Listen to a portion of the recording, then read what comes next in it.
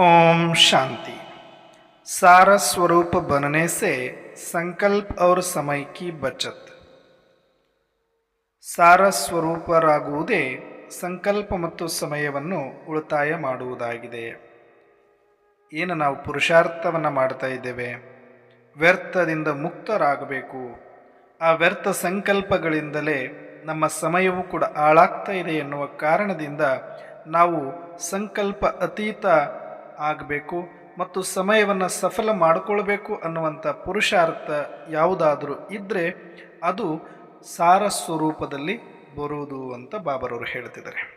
ಹಾಗಾದರೆ ನಾನು ಆತ್ಮ ಎನ್ನುವ ಸ್ಮೃತಿಯಲ್ಲಿ ಇದ್ದು ಎಲ್ಲರನ್ನ ಆತ್ಮೀಯ ದೃಷ್ಟಿಯಲ್ಲಿ ನೋಡಿ ನಾಟಕವು ಪೂರ್ವ ನಿಯೋಜಿತವಾಗಿದೆ, ಎಲ್ಲರ ಪಾತ್ರವೂ ಕೂಡ ನಿರ್ದೋಷದಿಂದ ಕೂಡಿದೆ ಎನ್ನುವ ಸತ್ಯವನ್ನು ತಿಳಿಯುವ ಮುಖಾಂತರ ನಾವು ಸಾರ ಸ್ವರೂಪದಲ್ಲಿ